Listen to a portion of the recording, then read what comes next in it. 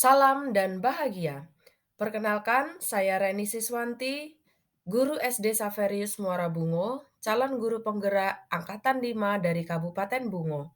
Dalam kesempatan kali ini, saya akan menyampaikan koneksi antar materi modul 2.2 mengenai pembelajaran sosial dan emosional. Apa kesimpulan tentang perubahan pengetahuan, keterampilan, sikap sebagai pemimpin pembelajaran setelah mempelajari pembelajaran sosial dan emosional dalam modul ini? Pembelajaran sosial dan emosional atau yang biasa disebut dengan PSE adalah pembelajaran yang dilakukan secara kolaboratif oleh seluruh komunitas sekolah.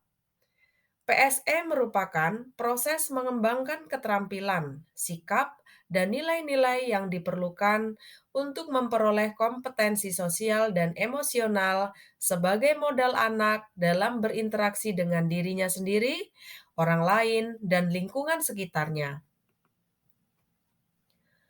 Tujuan dari pembelajaran sosial emosional ini adalah yang pertama, memberikan pemahaman, penghayatan, dan kemampuan untuk mengelola emosi. Dua, menetapkan dan mencapai tujuan positif. Tiga, merasakan dan menunjukkan empati kepada orang lain. Empat, membangun dan mempertahankan hubungan yang positif.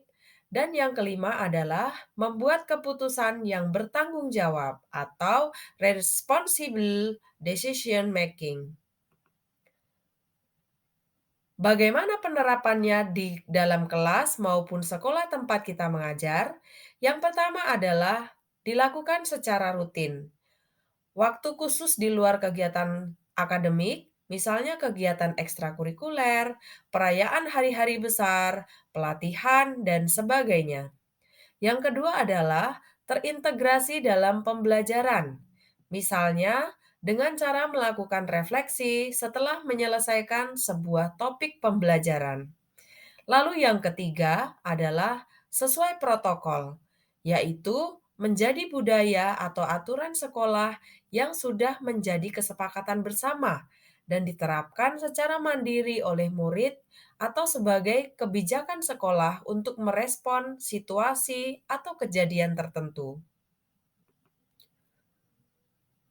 Apa saja kompetensi sosial emosional?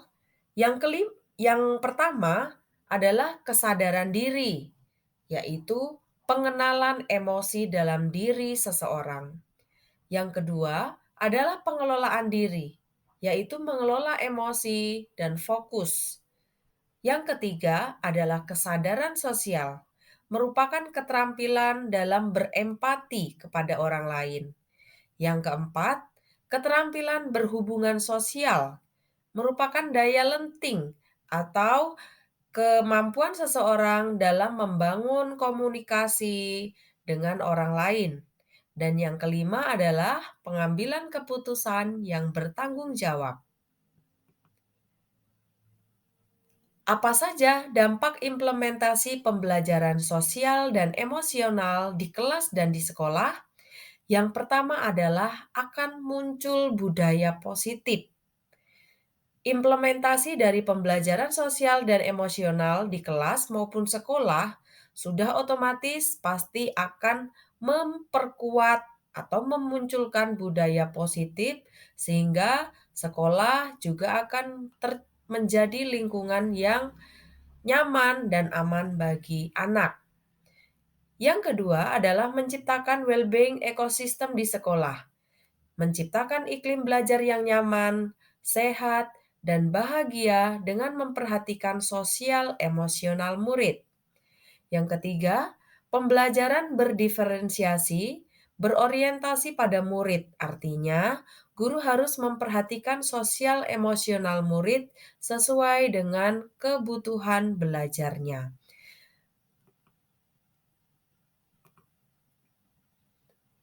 Apa kaitan pembelajaran sosial dan emosional dengan modul-modul sebelumnya? Melalui pembelajaran sosial dan emosional, salah satu peran guru sebagai pendidik adalah menciptakan well-being ekosistem pendidikan di sekolah. sehingga tercipta lingkungan sekolah yang nyaman, aman, dan menyenangkan bagi murid. Hal ini tentu saja sejalan dengan filosofi Ki Hajar Dewantara, yaitu pendidikan harus berpihak pada murid dan menuntun tumbuh kembangnya. Refleksi pengalaman dan pemahaman saya dalam modul ini, sebelum mempelajari modul ini, saya berpikir bahwa cara dalam merespon kebutuhan murid cukup dilakukan seperlunya, sehingga pembentukan kesadaran dan kontrol diri, serta kemampuan dalam berkomunikasi dalam pembelajaran juga masih belum maksimal. Sebelumnya juga saya berpikiran bahwa keterampilan seseorang atau murid-murid dalam sosial maupun emosional mereka itu akan berkembang seiring bertambahnya usia mereka dan seiring bertambahnya waktu. Setelah mempelajari modul ini, saya lebih memahami bahwa melalui latihan kesadaran penuh secara konsisten dapat menumbuhkan kesadaran diri, penghargaan terhadap perbedaan dan empati, pembelajaran diri dan orang lain, pemahaman diri dan orang lain, serta kemampuan dalam menghadapi berbagai tantangan dengan karakteristik yang berbeda-beda.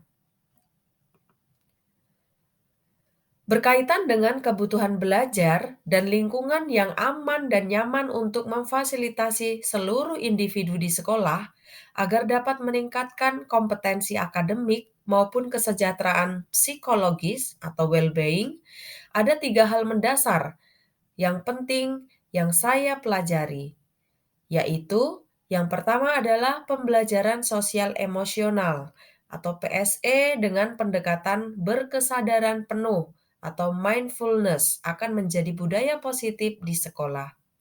Yang kedua, PSE akan mempermudah dalam penerapan pembelajaran berdiferensiasi. Dan yang ketiga, peserta didik juga akan lebih fokus, semangat, dan bertanggung jawab terhadap tugas dan pekerjaannya. Perubahan yang akan saya terapkan di kelas dan sekolah, yang pertama bagi murid-murid, yaitu pembiasaan 5S. Senyum, sapa, salam, sopan, dan santun.